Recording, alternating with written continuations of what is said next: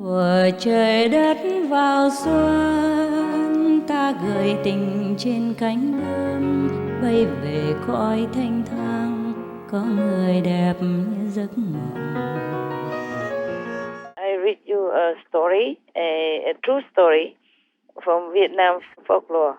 Oh, Yes, Master. thank you, Master. And this one is from Lữ Huy Nguyên and Đặng Văn Long. They compiled and selected.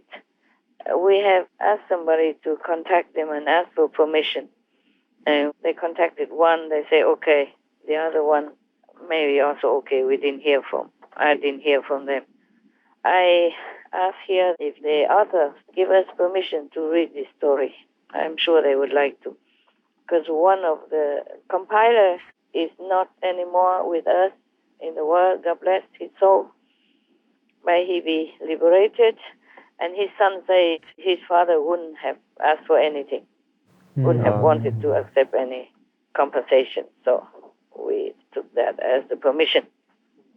I asked my disciple to bring some gift or something as a gratitude, and to light some incense and candles in front of the father's photograph in the altar of the father.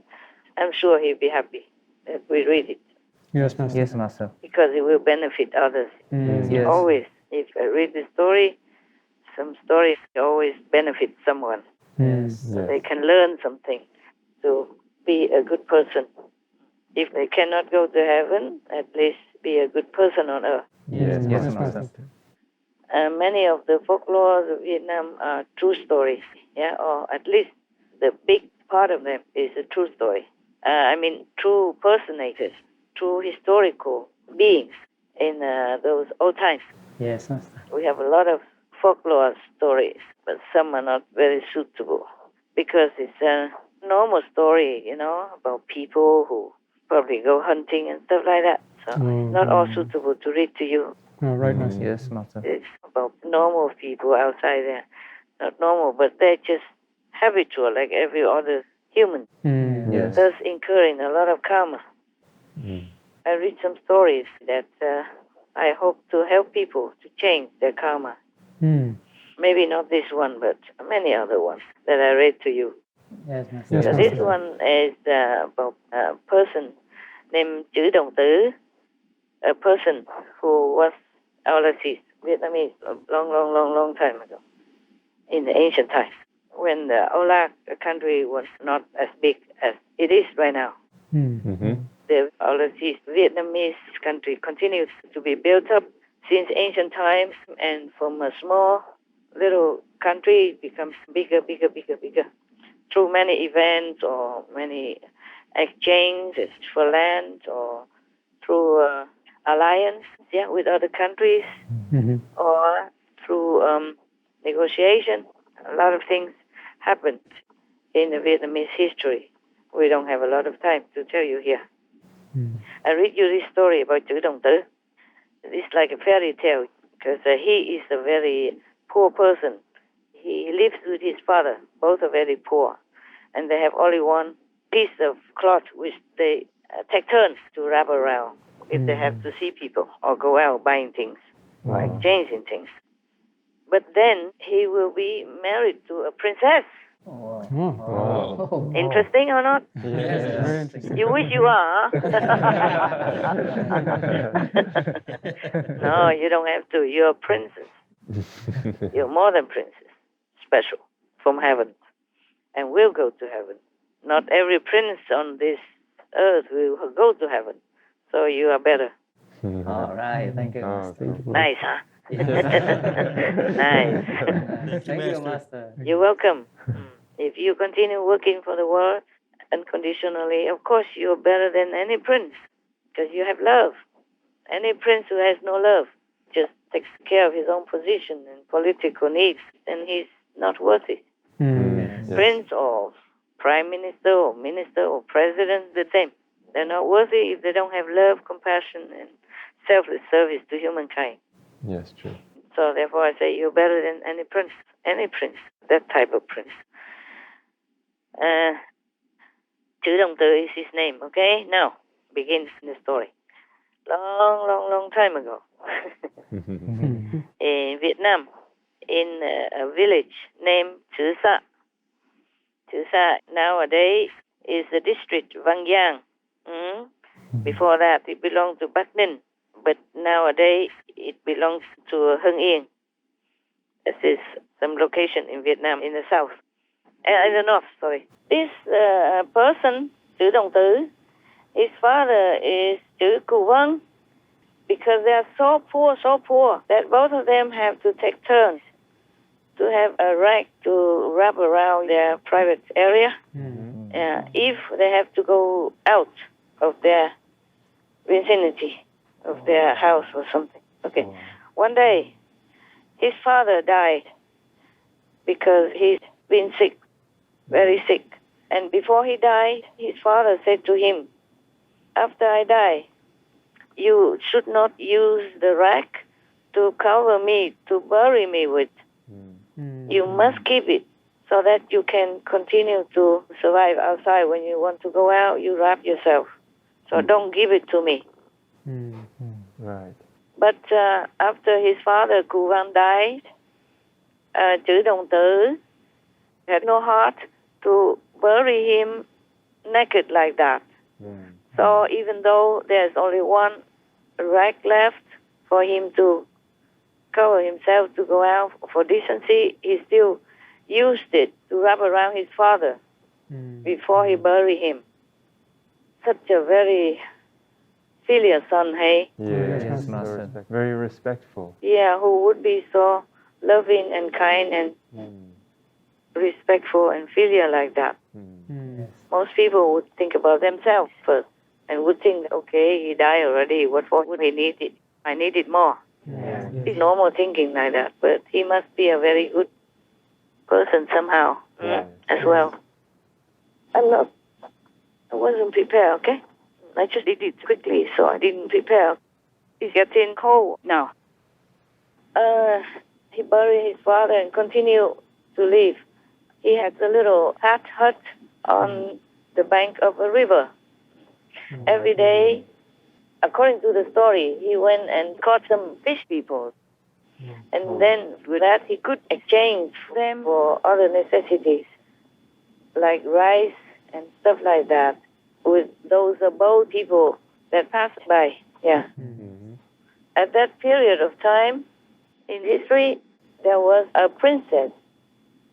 Her name was Tien Dung.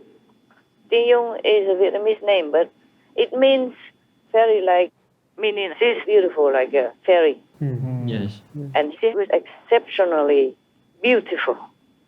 She was already 17, 18, but she never wanted to marry any man.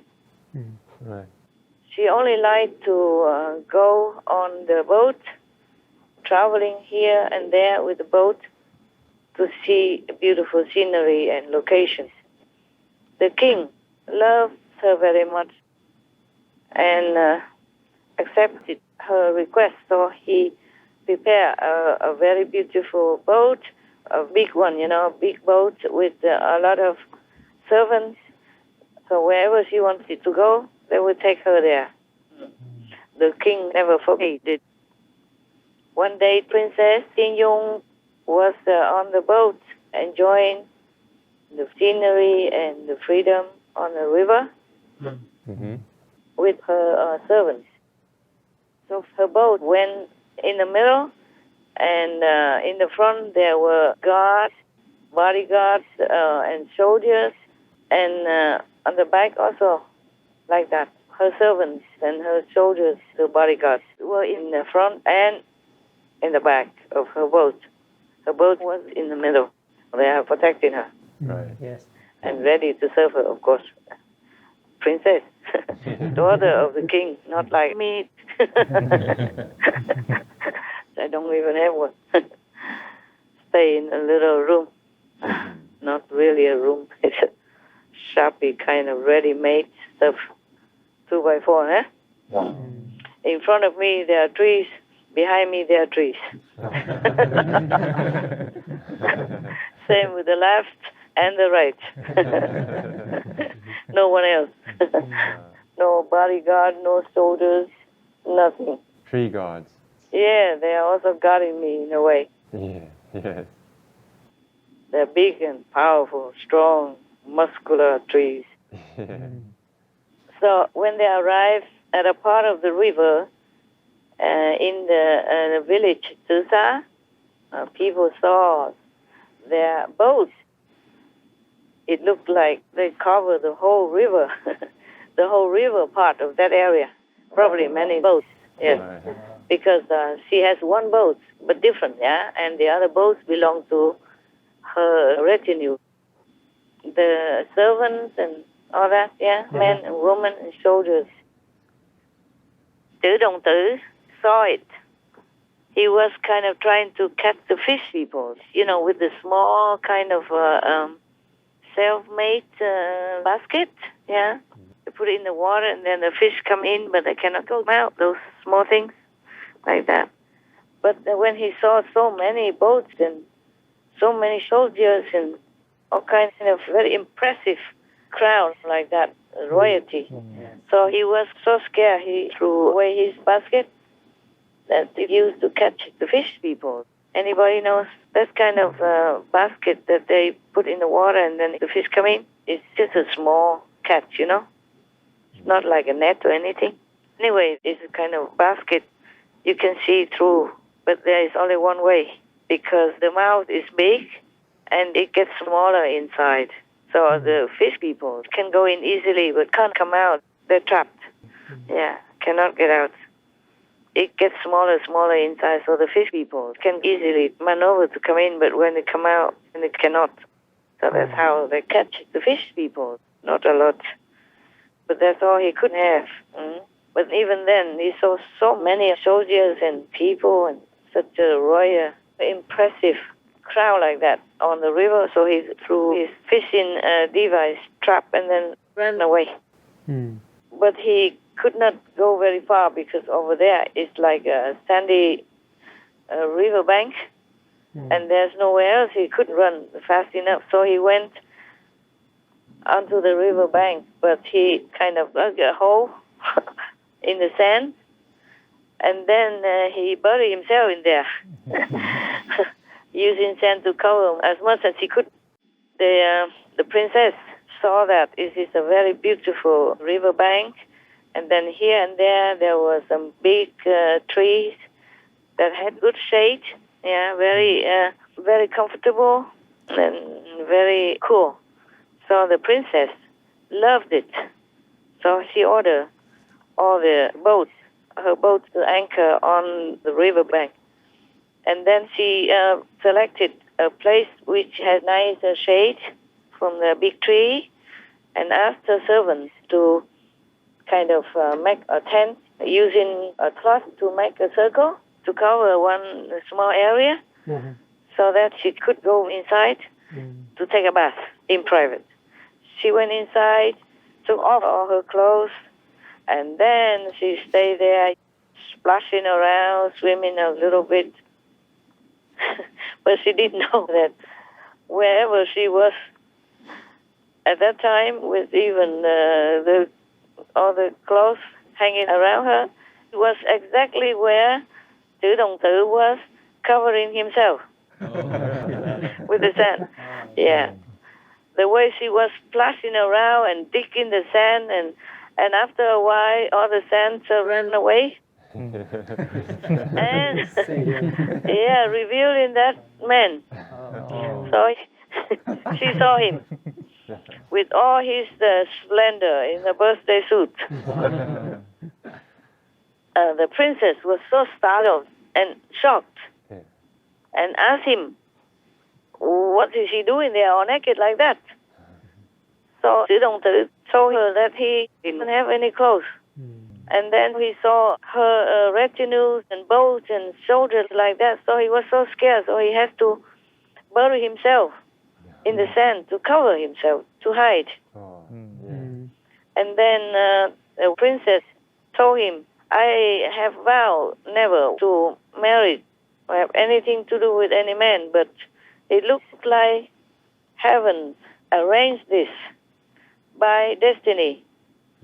And now that I have seen you there, I realize that I cannot go against heaven's will. Yes. So then she asked him to bath himself. He gave him all the necessities, soap and all that, I guess, yeah, shampoo. And then she asked the servant to bring him clothes. And they brought him to her boat. And then she asked her servant to prepare a wedding feast and ceremony. Wow. But Chử Đồng Tử expressed his refusal because he didn't feel like he's worthy to be the husband of the princess. You know, he's so poor. Yes, Master. He had not even a rag to cover himself. How would he dare to think, even in his dreams, like that, even though she had expressed her willingness, that he refused. You know, he's so poor. Yes, There's not even a rag to cover himself.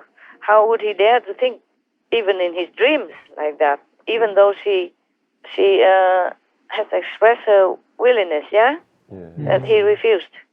But then the princess told him, you know, you and I have met each other because of heaven's arrangement. None of us have even prepared or asked for it. Yes, Master. You must know, in the old times, it was not just because of meeting, but because he was all naked and she was all naked. And she probably was bathing right where he was hiding. Yes. So they probably have touched each other by chance, And in the old times, the custom is that if you see a man naked or if the man touches you, then you have to marry him. But you lost your purity already. Or otherwise you just have to die. You know, commit suicide or never marry again. It's very strict rules at those times. Men and women don't even go near each other if you don't know each other. Yes. Yes, Master. If you're not relatives or something like that, you would never talk to a man outside of your house, of your household. In the old times, you know, if they are from a noble lineage or rich family, they build high walls around their compound, their houses, and the woman never went out alone. Every time they went out, they had to be carried in the covered kind of those carry by hand carriage by servants. Never went out alone. Never walked out alone. As a rich family, I guess a poor family they can't afford all that. But if you are from a rich family or noble lineage, you cannot show yourself to any man just like that. And now even not just show yourself, but both are naked. She was probably sitting where he was hiding and splashing her water everywhere so all the sand ran away from him. See? Revealing all his splendor like that. So after she insisted like that, because she felt like it was heaven's arrangement, and she lost her purity already, according to tradition, and maybe he was a good-looking guy. Yes. There was nothing to hide anymore. She saw everything, so she liked what she saw, I guess. As well, Now, I guess she has never seen a naked man before. And this man, he must be very healthy looking and strong. Because he has been like working laboriously all his life since childhood. He's not like a spoiled couch potato or or like me and you sitting in front of a computer all the time. Yes. Losing our muscles. So even if I was caught by any man on the sand beach or something, probably he would pretend I wasn't there.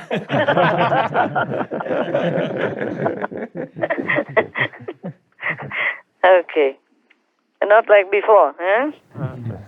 I wouldn't like to go to any beach nowadays anyways, with the COVID and all that. Least of all with a bikini, huh? After she kept insisting and thinking and saying this is all heaven's arrangement, so he had to, poor man, he had to listen to her.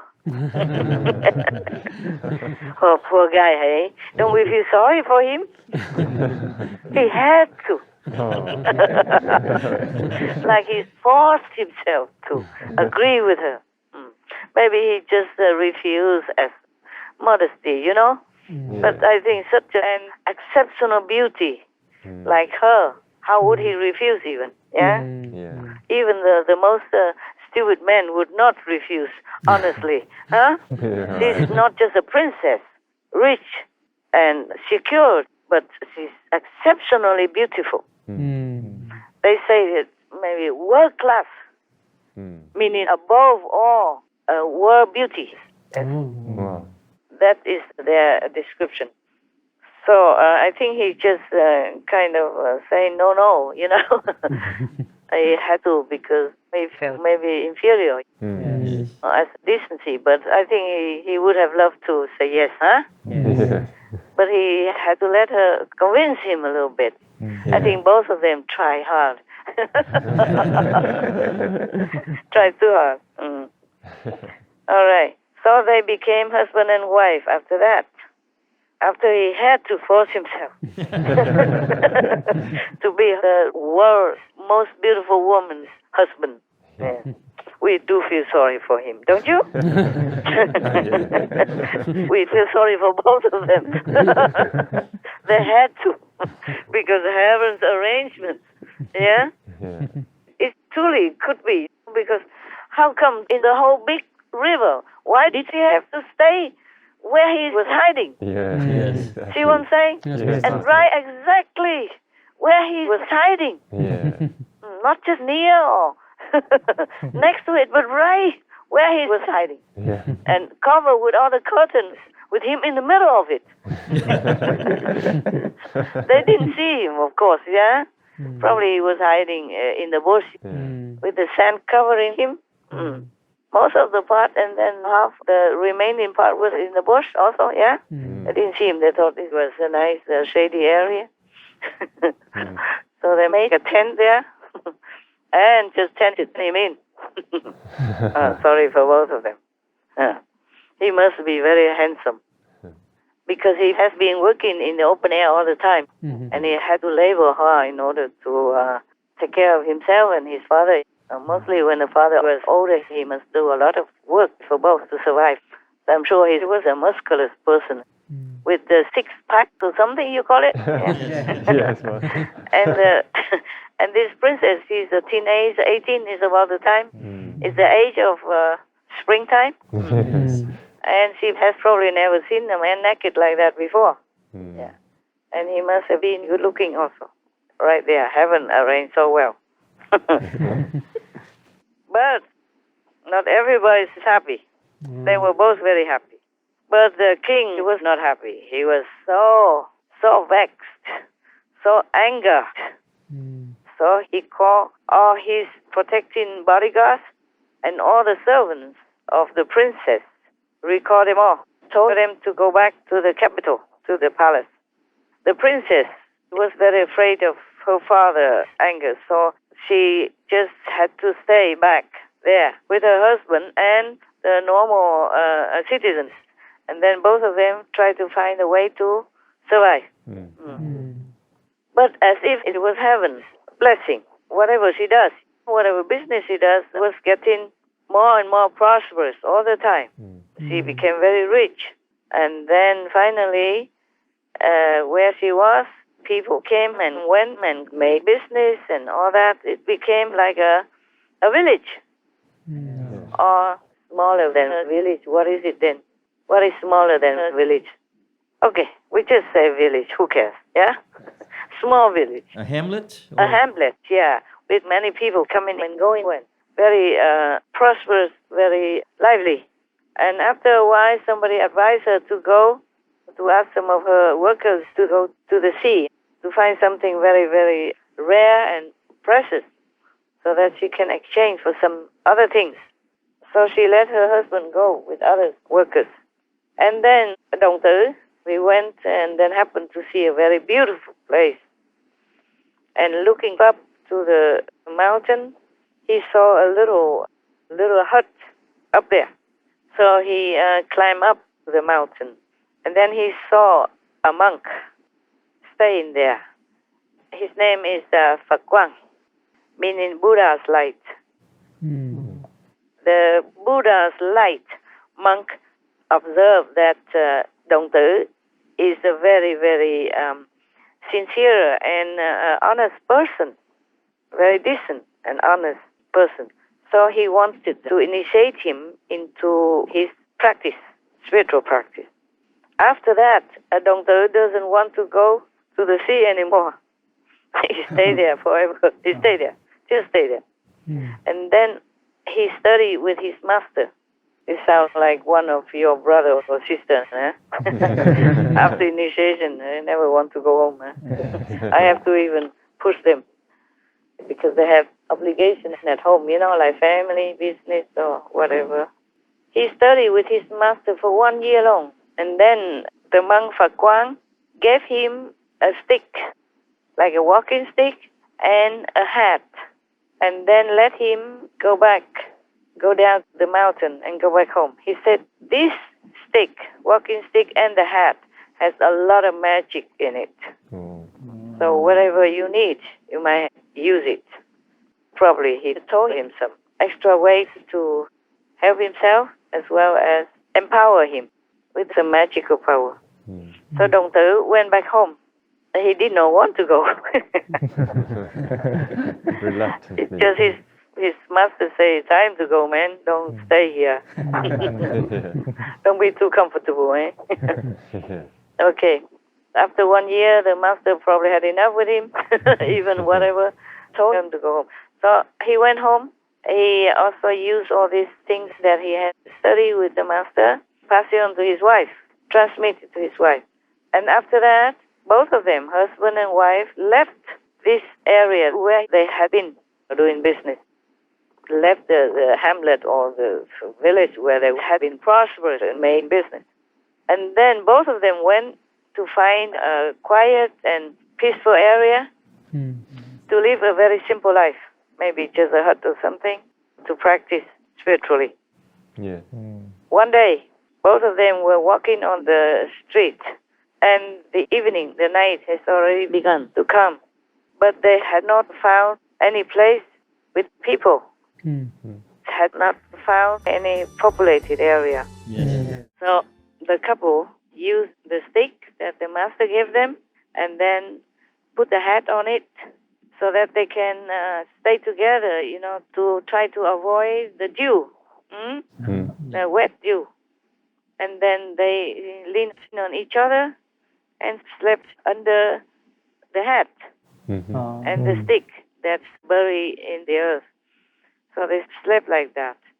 In the middle of the night, they woke up and saw that they themselves were inside a beautiful, glorious palace with all kinds of commodities that they needed, beautiful beds and shining furniture with all kinds of facilities, like a palace.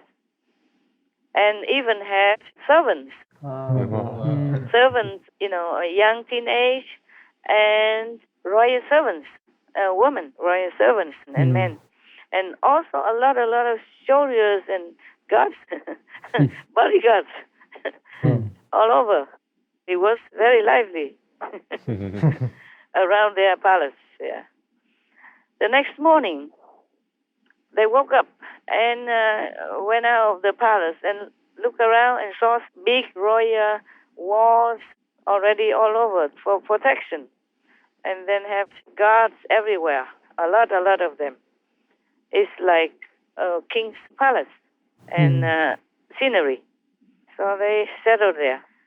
This strange phenomena, news, flew all over like flying news to the king. And the king was feeling very perplexed. And then many of the, you know, kings, right? They have good officials and bad officials.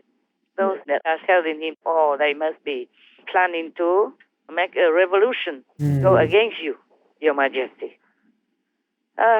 So he dispatched a big group, a big army to go to the place where they are living, where the princess and daughter were living. When they arrived there, the evening had just come. They could not pass. They could not cross the river. And at midnight, suddenly there was storm. Many trees are broken, and then a lot of dust and a lot of everything was flying all over in the storm. Yes. And then suddenly, the area where Princess Tiên Dung and Đồng Tử were all flew up into the sky. Oh. Wow. The whole thing, the whole palace, and everybody. Wow. And then only an empty sandy beach was left over in the middle of the river. So after that, people call that sandy beach Mm-hmm. in the middle of the river. They call it the natural beach. Mm-hmm. And that area actually is the lake. Maybe the river and the lake are connected. Eh? And the lake, they call it one-night lake, meaning overnight, everything changed.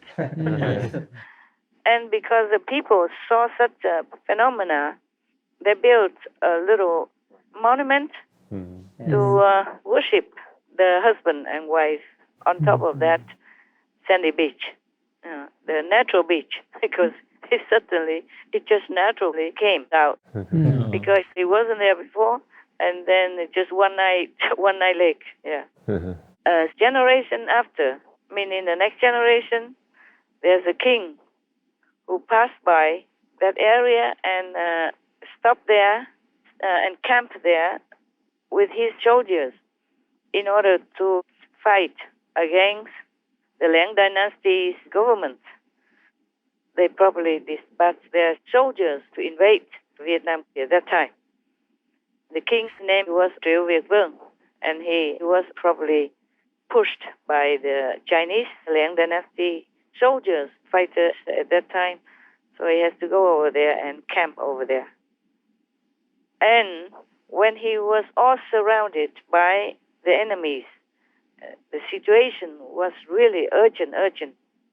Triệu Việt Vương, the king Triệu Việt at that time, he built a high tower, small high tower, and he went up there to pray to all the deities and God to help him in order to escape this situation, also to win over the enemy, to win the war, because the Chinese came to Vietnam at that time and wanted to invade the country, and he was already cornered here. Yes. And of course they are outnumbered. The Vietnamese would outnumber because the Chinese would a lot of people.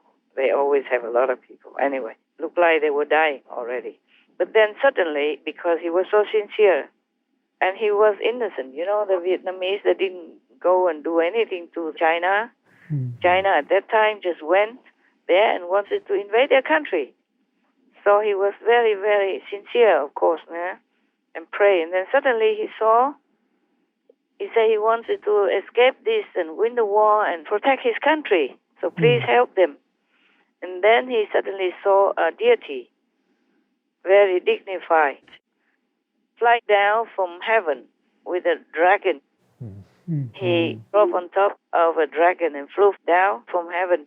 And then he gave King Triệu Việt a nail from the dragon and said to the king, "You put this nail of the dragon, attach it to your spear, and then wherever you go, the enemies will be destroyed, will be dispersed and destroyed." Then the deity flew back to heaven with the dragon. The king, Triệu Việt, at that time, obeyed the deity and did exactly that. Oh, actually, it is not the spear. He should put it on top of his head, the hat that he wore. Yes. And then on top of his head, he attached this dragon's nail. And then he felt that his health, his spirit, everything multiplied. Yes. And he felt very strong, very confident, and very, very mighty. His spirit, his mind also became so clear. And with each day, his prestige, his strength grew more and more. And then he took all his leftover soldiers, not a lot, but then they all went out and broke the surrounding enemy lines, and then killed the leader, the general. Yes. The general, the leader of the group of the Chinese army. And then, of course, without a leader, all the soldiers didn't know what else to do. They ran. They were scared also, because how can the king, who was already surrounded by enemies like that, without anything in sight, just on the sandy beach, suddenly become victorious, as if he is like a general from heaven. So they all run away and escaped, and some died, some ran. They all became broken down and run away. And whatever was left over from that army, they left Vietnam. They run away. They didn't stay in Vietnam anymore after that. They didn't want to. They could not invade Vietnam or possess, control Vietnam. They could not colonize Vietnam. They run away. They went home. End the story.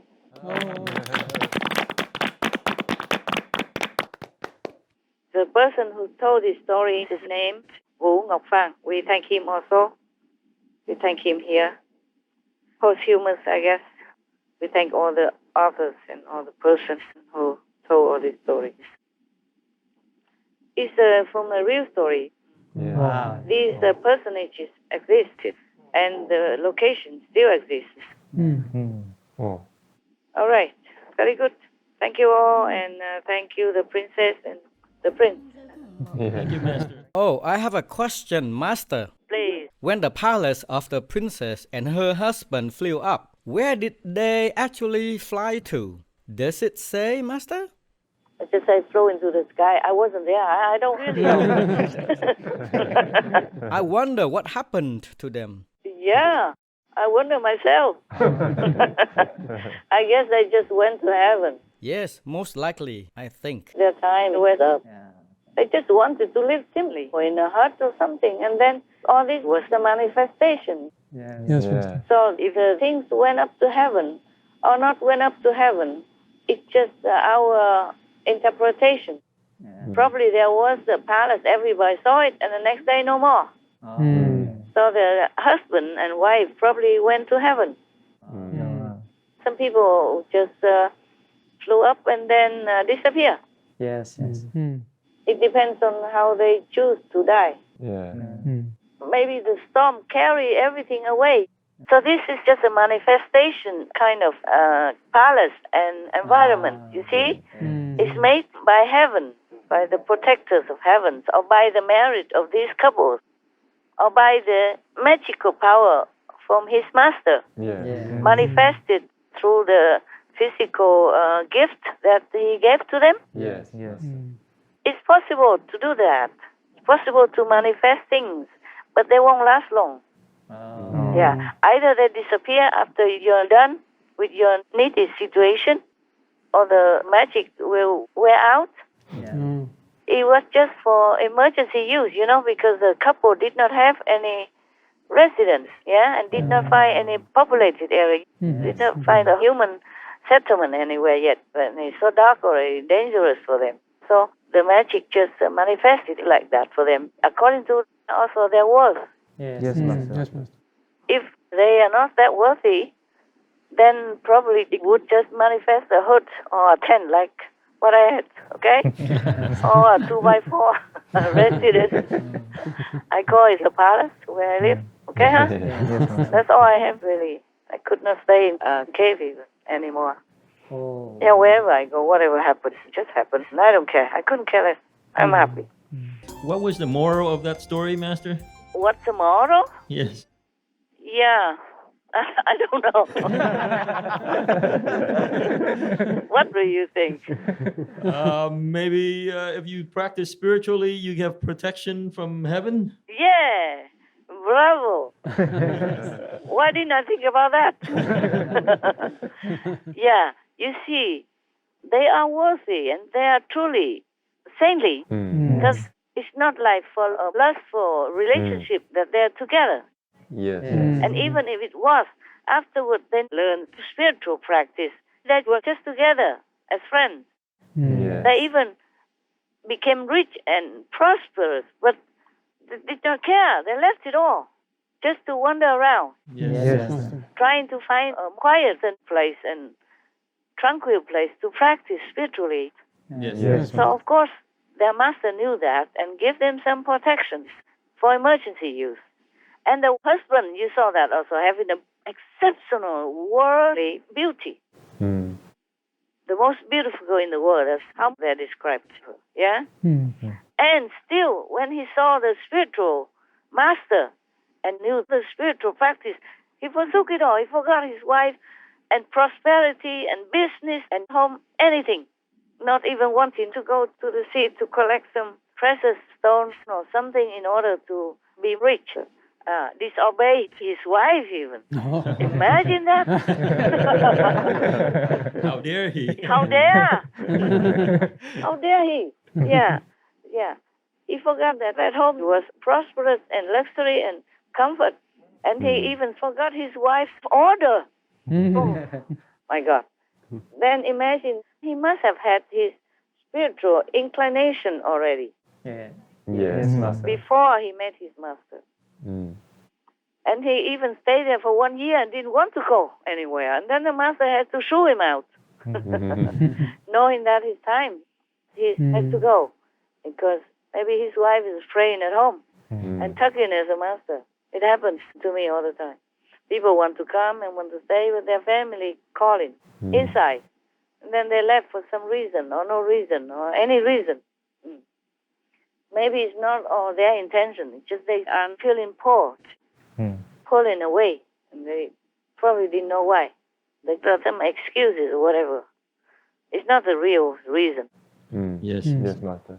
So you see, the wife, after her husband came back and taught her the initiation, probably the life and sound, then she also left everything to go with him, just to find some quiet place to practice together. Yes, master.